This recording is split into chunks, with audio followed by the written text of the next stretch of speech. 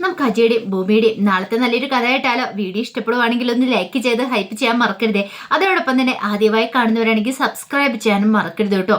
അങ്ങനെ വക്കീലിനെ കണ്ട് പുറത്തേക്ക് ഇറങ്ങി കഴിയുമ്പോൾ ഭൂമിക്ക് എന്ത് ചെയ്യണമെന്ന് അറിയില്ല. ആൽഫ്രഡ് ഭൂമിയോട് പറഞ്ഞു, ഭൂമി വിഷമിക്കുമൊന്നും വേണ്ട. അല്ല അല്ല വക്കീൽ സാറേ, എനിക്ക് എന്താ ചെയ്യണമെന്ന് അറിയത്തില്ല. 35 ലക്ഷം രൂപ ഫീസ്, അത് കൂടാതെ അദ്ദേഹത്തിൻ്റെ ഓരോ വരവിനും നമ്മൾ വേറെ പൈസ കാര്യങ്ങളൊക്കെ കൊടുക്കണം. അതെന്നെ കൊണ്ട് ഒരിക്കലും താങ്ങാൻ പറ്റുന്ന കാര്യമല്ല. ഇനി എനിക്ക് എന്ത് ചെയ്യണമെന്നറിയില്ല. അപ്പോഴേക്കും ആൽഫ്രഡ് പറഞ്ഞു, നമുക്ക് നോക്കാം എന്തെങ്കിലും വഴിയുണ്ടോയെന്ന്. എനിക്ക് എൻ്റെ അമ്മയെ രക്ഷിച്ചാൽ മതിയാവുള്ളൂ. എൻ്റെ അമ്മ നിരപരാധിയാണ്. അത് തെളിയിക്കാൻ വേണ്ടിയിട്ട് ഏതറ്റം വരെ പോവും ആൽഫ്രഡ് സാറേ.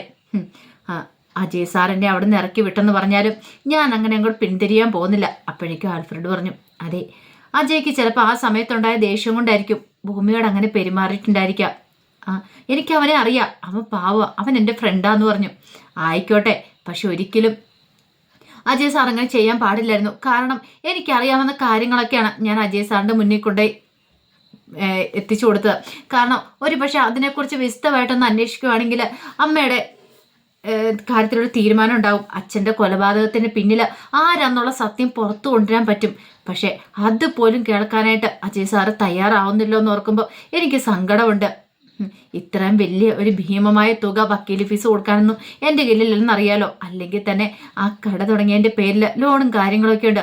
അതടയ്ക്കാൻ ഞാൻ കിടന്ന് പെടാപ്പാട് പെടുക.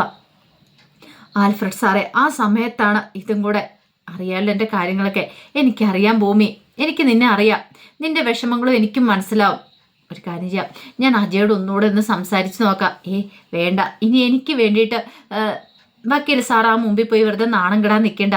പക്ഷെ എനിക്കൊരു കാര്യം ഉറപ്പാണ്, എന്താണെങ്കിലും എന്നെ കൊണ്ട് തെളിയിക്കാൻ പറ്റും. എനിക്ക് എൻ്റെ അമ്മയെ പുറത്തിറക്കിയേ മതിയാവുള്ളൂ, എൻ്റെ ജീവൻ കൊടുത്തിട്ടാണെങ്കിലും ശരിയെന്ന് പറഞ്ഞു. അങ്ങനെ ഭൂമി വളരെ വിഷമത്തോട് കൂടിയിട്ടാണ് കടയിലേക്ക് ചെല്ലുന്നത്. കടയിൽ ചെന്നാലും ഭൂമിയുടെ മനസ്സ് നിറയെ അമ്മ എങ്ങനെ പുറത്തിറക്കും. അമ്മ ജയിലിൽ പ്രതീക്ഷയോട് കൂടിയിട്ടാണ് കാത്തിരിക്കുന്നത്. അതോടൊപ്പം തന്നെ അമ്മ പറഞ്ഞൊരു കാര്യമുണ്ട്. അമ്മയുടെ മനസ്സിൽ എന്തോ ഒരു രഹസ്യമുണ്ട്. അത് അച്ഛൻ തന്നോട് പറയാനിട്ടിരുന്ന രഹസ്യമാണ്. കൃത്യസമയത്ത് അത് പറയാൻ വന്നു കഴിഞ്ഞപ്പോഴത്തേനുമാണ് സമയം കഴിഞ്ഞു പോയത്. എന്താണത് അറിയണം. ഇന്നലെ പോയത് കണ്ടതുകൊണ്ട് ഇന്നിനി അമ്മേനെ കാണാൻ പറ്റില്ല. 2 ദിവസം കഴിയുമ്പോൾ പോയി കാണുന്ന സമയത്ത് അമ്മയോട് ചോദിച്ചാൽ രഹസ്യം എന്താണെന്ന് മനസ്സിലാക്കണം. ഒരു പക്ഷേ അതിൽ നിന്ന് ചിലപ്പോൾ കൊലയാളിയെ കണ്ടെത്താൻ സാധിച്ചാലോ എന്നൊരു ചിന്തയൊക്കെയായിരുന്നു ഭൂമിജയുടെ മനസ്സിലുണ്ടായിരുന്നേ. ആ സമയത്ത് ഭവാനി മോള് എവിടെയാന്നുള്ള അന്വേഷണം നടന്നുകൊണ്ടിരിക്കുക. കുറേ അന്വേഷിച്ചിട്ടും അജയ്ക്കും ആർക്കും കണ്ടെത്താനായിട്ട് പറ്റിയില്ല, എവിടെയാ എങ്ങനെയാന്നൊക്കെ. ഒടുവിൽ സത്യദാസിൻ്റെ പരിചയത്തിലുള്ള ഒരാളാണ് വന്ന് സത്യദാസിനോട് കാര്യങ്ങൾ പറയണേ. അതെ, ഭവാനി ചേച്ചിയെക്കുറിച്ചൊരു വിവരം കിട്ടിയിട്ടുണ്ടെന്ന് പറഞ്ഞു. അങ്ങനെ അതറിഞ്ഞ് കഴിഞ്ഞ് കഴിഞ്ഞപ്പോഴത്തേനും ഭവാനിയെ കൂട്ടിക്കൊണ്ടു പോകാനായിട്ട് മാധവനും ചിലപ്പം ഈ പറയുന്ന സത്യദാസ് എന്നിട്ടുണ്ടെങ്കിൽ ഭവാനി വരില്ല എന്ന് തോന്നി. അതുകൊണ്ട് മാധവന് സംഗീത അനുപമയും കൂടെ പോകാമെന്ന് പറഞ്ഞു. അവർ ചെല്ലുവാണെങ്കിൽ കുഴപ്പമില്ലല്ലോ. പണ്ട് തൊട്ടേ സത്യദാസിന് ഇഷ്ടമില്ല ഭവാനിക്ക്. അതുകൊണ്ടാണ് സത്യദാസ് പോക്ക് വേണ്ടാന്ന് വെച്ചാൽ. അങ്ങനെ അവർ 3 പേരും കൂടെ ആ ലൊക്കേഷന് എവിടെയാന്ന് നോക്കിയിട്ട് അങ്ങനെ അവിടേക്ക് ചെല്ലുവാണ്.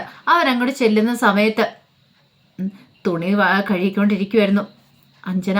ആ അഞ്ജനയുടെ കോലോ കണ്ടു കഴിഞ്ഞപ്പോഴത്തേക്കും ഒരു നിമിഷം അവർ 3 പേരും ഞെട്ടിപ്പോയി. ശരിക്കും പറഞ്ഞിട്ടുണ്ടെങ്കിൽ ഒരു ജോലിയും ചെയ്യാതെ അവിടെ കഴിഞ്ഞുകൊണ്ടിരുന്ന സൗഭാഗ്യവൃത്ത വീട്ടിൽ, പക്ഷെ ഇവിടെ വന്നിട്ടാണ്ട് അടുക്കള ജോലിയും ചെയ്ത് അതുപോലെ തന്നെ അലക്കല്ല തുണിയൊക്കെ അലക്കിക്കൊണ്ട് നിൽക്കുന്നു. അതൊന്നും വിശ്വസിക്കാൻ പോലും പറ്റുന്ന കാര്യമായിരുന്നില്ല. അങ്ങനെ നോക്കി നിൽക്കുമ്പോഴത്തേനും ഭവാനിയും കൂടെ ഇറങ്ങി വന്നു. ഭവാനി ഒരു നൈറ്റൊക്കെ ഇട്ട് വരുന്ന കാഴ്ച കണ്ടിഞ്ഞപ്പം സംഗീത മാധവനെ നോക്കിയിട്ട് ചോദിച്ചു, ഇതെന്താ മാധവേട്ട ഇത് വിശ്വസിക്കാൻ പറ്റുന്നില്ലോ എന്ന് പറഞ്ഞു. പെട്ടെന്ന് അനുഭവം വന്നിട്ട് ചോദിച്ചു, ഇതെന്താ അഞ്ജനെ, ഇതെന്ത് കോല നിന്നെ ഇങ്ങനെ കണ്ടിട്ടേ ഇല്ലല്ലോ. എന്താ ഇങ്ങനെ കണ്ടിട്ടില്ലേ? ഇങ്ങനെ കാണുന്ന ഇഷ്ടപ്പെടുന്നില്ലേ നിങ്ങൾക്ക്? എൻ്റെ മോളെ, ഇതെന്നാലും ഇതെങ്ങനെ? നിങ്ങൾ എന്തിനാ ഈ വീട്ടിൽ വന്ന് കഴിയുന്ന? ഒരു പഴയ വീടും കാര്യങ്ങളൊക്കെയാണ്, ചെറിയൊരു വീട്.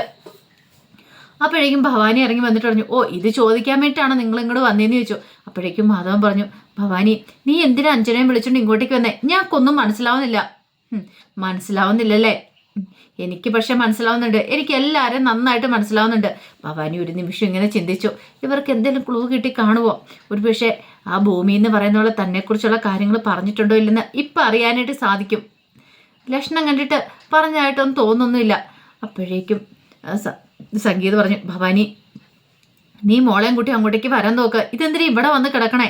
അതിൻ്റെ ആവശ്യം എന്താണെന്ന് ചോദിച്ചു. അപ്പോഴേക്കും അഞ്ജന പറഞ്ഞു, ഞങ്ങൾ വരണമല്ലേ, വരുന്നതിനൊന്നും ഞങ്ങൾക്ക് കുഴപ്പമില്ല. പക്ഷെ വേറൊരു കാര്യമുണ്ട്, ഞങ്ങൾ വരണമെങ്കിൽ എൻ്റെ അജയുടെയും കൂടെ വിവാഹം നടക്കണം. മാധവൻ പറഞ്ഞു അത് നടത്താമെന്ന് പറഞ്ഞല്ലോ, ഇനിയിപ്പോൾ അതിനകത്ത് എന്താ തടസ്സം? അപ്പോഴേക്കും ഭവാനി പറഞ്ഞു നടത്താന്ന് പറയുന്നല്ലേ ഉള്ളൂ, ഇതുവരെയായിട്ടും അജയ് എന്നെ സമ്മതം മൂളിയിട്ടില്ലല്ലോ. അജയ് സമ്മതിക്കാത്തടത്തോളം കാലം ആ വിവാഹം നടക്കാനും പോകുന്നില്ല. അല്ല, ഞങ്ങൾ ആ വീട്ടിൽ അധികം പറ്റല്ലേ, ഞങ്ങൾക്ക് അവിടെ എന്തെങ്കിലും ഒരു വിലയുണ്ടോ? എൻ്റെ ഭർത്താവ് മരിച്ചുകൊണ്ട് പിന്നെ ഞങ്ങൾക്ക് അവിടെ ഒന്നുമില്ല, ഞങ്ങൾ വെറും അനാഥരായി പോയില്ലേ. സംഗീത പറഞ്ഞു അങ്ങനൊന്നും പറയരുത്, ഇപ്പം എന്തിനാ അങ്ങനെയൊക്കെ പറയണേ? അതിൻ്റെ ആവശ്യം ഇവിടെ എന്താ ഭവാനി? അതെ, പറയേണ്ട കാര്യങ്ങൾ എപ്പോഴാണ് നമ്മൾ തുറന്നു പറയണം. ഇനി ആ വീട്ടിൽ താമസിക്കാനായിട്ട് ഞങ്ങൾ ഒരുക്കമല്ലെന്ന് പറഞ്ഞു. അനുഭവം പറഞ്ഞു അങ്ങനൊന്നും പറയരുത് ആൻറ്റി, അങ്ങോട്ടേക്ക് തിരിച്ചു വാ, അവിടെ എന്ത് കുഴപ്പമുണ്ടായിട്ടാ, എന്ത് പ്രശ്നം ഉണ്ടായിട്ടാ നിങ്ങൾ ഇങ്ങോട്ടേക്ക് പോന്നേ? അപ്പോഴേക്കും അഞ്ജന പറഞ്ഞു അതെ തിരിച്ചു വരുന്നതിന് ഞാൻ കുഴപ്പമൊന്നുമില്ല, പക്ഷെ ഒരു കാര്യമുണ്ട്, അത് അജയ് വന്ന് വിളിച്ചോണ്ട് പോകണം. അജയ് വന്ന് വിവാഹം നടത്താമെന്നും പറഞ്ഞുകൊണ്ട് വിളിച്ചോണ്ട് പോയെങ്കിൽ മാത്രം ആ വീട്ടിലേക്ക് വരത്തുള്ളൂ. അജയൻ്റെ കഴുത്തിൽ താലി കെട്ടാന്ന് എനിക്ക് ഉറപ്പ് തരട്ടെ. അജയ് വന്ന് വിളിക്കാതെ ഒരു കാരണവശാലും ഞാൻ ഇവിടുന്ന് വരത്തില്ല, അത് മാത്രമല്ല അമ്മയും വരത്തില്ല എന്ന് പറഞ്ഞു. സംഗീത പറഞ്ഞു വെറുതെ വാശി പിടിക്കരുത് ഭവാനി, ഇതുപോലൊരു വീട്ടിൽ നിങ്ങൾ എന്തിനു വന്ന് കഴിയണോ? പറഞ്ഞല്ലോ, ഇനി കൂടുതലൊന്നും പറയാനില്ല എനിക്ക്. എൻ്റെ മോള് പറഞ്ഞു തന്നെ എനിക്കും പറയാനുള്ളത്. എൻ്റെ മോളുടെ ഭാവി സുരക്ഷിതമാക്കേണ്ട എൻ്റെ കടമയല്ലേ, അതുകൊണ്ട് എനിക്ക് വേറെ നിവൃത്തിയില്ല. ഇല്ലെങ്കിൽ വേണ്ട, അജയ്ക്ക് ഇവളുടെ കഴുത്തിൽ താലി ആർത്താൻ ബുദ്ധിമുട്ടുണ്ടെങ്കിൽ വേണ്ട, നിങ്ങൾ പോയിക്കോ, ഞങ്ങൾ അങ്ങോട്ടേക്ക് വരുന്നില്ല. വല്ല കൂലിപ്പണി എടുത്താലും ഞങ്ങൾ എങ്ങനെയാലും ജീവിച്ചോളാം, ഞങ്ങളെ ശല്യപ്പെടുത്താനായിട്ട് ഇങ്ങോട്ടേക്ക് ആരും വരാതിരുന്നാൽ മതി. അപ്പോഴേക്കും മാധവൻ പറഞ്ഞു അതെ, നിങ്ങളെ കൂട്ടിക്കൊണ്ട് എല്ലാനായിട്ട് അമ്മ പറഞ്ഞിട്ട് ഞങ്ങൾ ഇങ്ങോട്ട് വന്നേ. അമ്മ പറഞ്ഞു പോലും എനിക്കെല്ലാവരെയും മനസ്സിലായതാ, ആർക്കും ഞങ്ങളോട് സ്നേഹമില്ല. ഒരിറ്റ് സ്നേഹം ഉണ്ടായിരുന്നെങ്കിൽ ഞങ്ങളോട് ഇങ്ങനെ ആരും പെരുമാറില്ലായിരുന്നു, അല്ലെങ്കിൽ തന്നെ ഞങ്ങൾ അവിടുത്തെ ആരാ.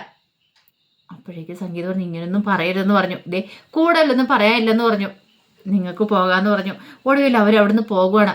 പോയി കഴിഞ്ഞപ്പോഴത്തേനും അഞ്ജന പറഞ്ഞു വിളിക്കാൻ വന്നല്ലേ അമ്മേ, പിന്നെ എന്തിനാ അമ്മ എന്നോട് അങ്ങനെയൊക്കെ പറയാൻ പറഞ്ഞേ? എടീ, ഇതൊക്കെ എൻ്റെ ബുദ്ധിയാ, നീ കണ്ടോ? അധികം വൈകാതെ അജയ് നിന്നെ വന്ന് വിളിക്കും, നിന്റെ ആവശ്യം അതല്ലേ, അജയ് നിന്റെ കഴുത്തിൽ താലി ആർത്തണമെന്ന്. ഭവാനിക്കൊരു സന്തോഷം ഉണ്ടായിരുന്നു, കാരണം വേറൊന്നുമല്ല, ഇവർ കാര്യങ്ങളൊന്നും അറിഞ്ഞിട്ടില്ലാന്ന് തോന്നേ. അറിഞ്ഞിട്ടുണ്ടായിരുന്നെങ്കിൽ ഇങ്ങനെയൊന്നും ആയിരിക്കില്ലല്ലോ പ്രതികരിക്കുന്നേ. അപ്പം പിന്നെ ഇനി അങ്ങോട്ട് പോകുന്നതിനും കുഴപ്പമൊന്നുമില്ല, പക്ഷെ അജയ് വന്ന് വിളിക്കോ ഇല്ലയോ എന്നുള്ള കാര്യത്തിലാണ് ഒരു സംശയം. അങ്ങനെ അവർ മൂന്നുപേരും വീട്ടിലേക്ക് ചെല്ലുന്ന സമയത്ത് സ്വാഭാവിക മുത്തശ്ശി കാത്തിരിക്കുന്നുണ്ടായിരുന്നു. മുത്തശ്ശി ചോദിച്ചു എന്തായി കാര്യങ്ങൾ, പോയിട്ട് കണ്ടോ, അവരെന്ത് പറഞ്ഞൊക്കെ ചോദിച്ചു. എന്താ അവരെ കൂട്ടിക്കൊണ്ട് വരാത്തെ? സംഗീത പറഞ്ഞു അമ്മ ഞങ്ങൾ വിളിച്ചതാ, പക്ഷെ എനിക്ക് വരാൻ കൂട്ടാക്കിയില്ല. അതെന്താ? അജയ് പോയി വിളിക്കണം പോലും. അജയ് അവളെ കഴുത്തിൽ താലി കിട്ടുമെന്ന് അവൾക്ക് ഉറപ്പ് കിട്ടിയാൽ മാത്രം അവൾ ഇങ്ങോട്ടേക്ക് വരുവുള്ളെന്ന്. അതെന്താ? നമ്മൾ പറഞ്ഞാണല്ലോ അവിടെ കല്യാണം നടത്താന്ന് പറയുകയൊക്കെ ചെയ്താ. അമ്മയൊന്ന് കാണണം അവിടെ പോയിട്ട്. തൊഴുത്തും കൂട് പോലുള്ള ചെറിയൊരു ഒരു മുറിക്കകത്ത് അവർ കഴിയണത്. എന്തിനാ അവിടെ പോയി താമസിക്കണമെന്ന് അറിയില്ല. അത് മാത്രമല്ല ഭവാനിയുടെ അഞ്ജനയുടെയൊക്കെ കോലം കാണണം, വല്ലാതെ ഇരിക്കുന്നേ, എനിക്കത് കണ്ടിട്ട് സഹിച്ചില്ല എന്ന് പറഞ്ഞു. അത് കേട്ടപ്പം മുത്തശ്ശിക്ക് സഹിച്ചില്ല, തൻ്റെ മകൻ്റെ മോളാണത്. അപ്പം പിന്നെ മുത്തശ്ശിക്ക് സഹിക്കാൻ പറ്റുമോ? മുത്തശ്ശി പറഞ്ഞു ഒരു കാര്യം ചെയ്യാം, എത്രയും പെട്ടെന്ന് അജയനെ വിളിച്ചിട്ട് ഇങ്ങോട്ട് വരാൻ പറ, എന്നിട്ട് അവനോട് പോയി അവരെ കൂട്ടിക്കൊണ്ട് വരാൻ പറ. അമ്മേ അത് അജയ് എന്താ? അജയനെ നീക്ക് വിളിക്കാൻ ബുദ്ധിമുട്ടുണ്ടോ? അല്ലെങ്കിൽ ഞാൻ വിളിക്കാമെന്ന് പറഞ്ഞു. അനുഭവം പറഞ്ഞു വേണ്ട, അത് സാരമില്ല, ഞാൻ വിളിക്കാമെന്ന് പറഞ്ഞു. അങ്ങനെ അജയ് വിളിക്കുവാണ്. പിന്നീട് മുത്തശ്ശി പറഞ്ഞു അതെ, ഞാൻ മുറിയിലുണ്ടായിരിക്കും, അജയോട് പോയി വിളിച്ചോണ്ട് ഞാൻ പറ, എന്നിട്ട് എന്നെ ഇങ്ങോട്ടേക്ക് വിളിച്ചാൽ മതി, എന്നിട്ട് എനിക്ക് ഇനി മരുന്നും ആഹാരമൊക്കെ മതിയെന്നും പറഞ്ഞുകൊണ്ട് സ്വാഭാവികം മുത്തശ്ശി മുറിയിലേക്ക് കയറിപ്പോയി. അങ്ങനെ അനുപമ പോയി അജയ് വിളിച്ചു. അജയ് വിളിച്ചിട്ട് വീട്ടിലേക്ക് അത്യാവശ്യമായിട്ട് വരാൻ പറയാണ്. അങ്ങനെ അജയ് വന്നു കഴിഞ്ഞപ്പോഴാണ് ഈ കാര്യങ്ങളൊക്കെ അറിയണേ. എല്ലാം കേട്ട് കഴിഞ്ഞപ്പോൾ അജയ്ക്ക് എന്ത് ചെയ്യണമെന്ന് അറിയത്തില്ല. കാരണം അവളുടെ കഴുത്തിൽ താലി ചാർത്തെന്നും പറഞ്ഞുകൊണ്ട് വാക്ക് കൊടുത്ത് വിളിച്ചുകൊണ്ട് വന്നിട്ടുണ്ടെങ്കിൽ താൻ അവളുടെ കഴുത്തിൽ താലി ആർത്തണം. പക്ഷെ അതൊരിക്കലും നടക്കാത്ത കാര്യമാണ്. ഒരിക്കലും അവളുടെ കഴുത്തിൽ താലി ആർത്തി അവളെ സ്വന്തമാക്കി കൊണ്ടു നടക്കാനായിട്ട് അജയ് ആഗ്രഹിക്കുന്നുണ്ടായിരുന്നില്ല. ആ വിവാഹം ഒരിക്കലും നടക്കാൻ പാടില്ലെന്ന് ഓർത്തായിരിക്കുന്നത്. ഇപ്പം ഇങ്ങനെ ഒരു മുത്തശ്ശിയും വാശി പിടിച്ച സ്ഥിതിക്ക് എന്ത് ചെയ്യണമെന്ന് പോലും അജയ്ക്ക് അറിയുണ്ടായിരുന്നില്ല. എല്ലാവരും കൂടെ അജയനെ ഇങ്ങനെ പ്രോത്സാഹിപ്പിച്ചുകൊണ്ടിരിക്കുക. പോയി വിളിച്ചോണ്ട് വാ, എത്രയും പെട്ടെന്ന് വിളിച്ചോണ്ട് വാ, അവരിവിടെയല്ല കഴിയേണ്ടതെന്നൊക്കെ ചോദിച്ച് നിന്റെ ഒറ്റ വാക്കിന് പുറത്താണ് ഞങ്ങളെല്ലാം പ്രതീക്ഷയോടെ കാത്തിരിക്കണമെന്ന് പറഞ്ഞ് അങ്ങനെ അജയ് ഒടുവിൽ പുറപ്പെടുന്നുണ്ട്. പക്ഷെ എങ്ങനെയായി തീരുമെന്ന് അറിയത്തില്ല. അജയ് അവരെ വിളിച്ചോണ്ട് വരുമോ അതോ ഈ വിവാഹം നടക്കില്ലെന്ന് പറയുമോ എന്നറിയത്തില്ല. അതിൻ്റെ കഥകളൊക്കെ നമുക്ക് എല്ലാവർക്കും കാത്തിരിക്കാം കേട്ടോ. ഒരിക്കൽ കൂടി എല്ലാവർക്കും ശുഭരാത്രി നേർന്നുകൊണ്ട് നിർത്തുന്നു. നന്ദി.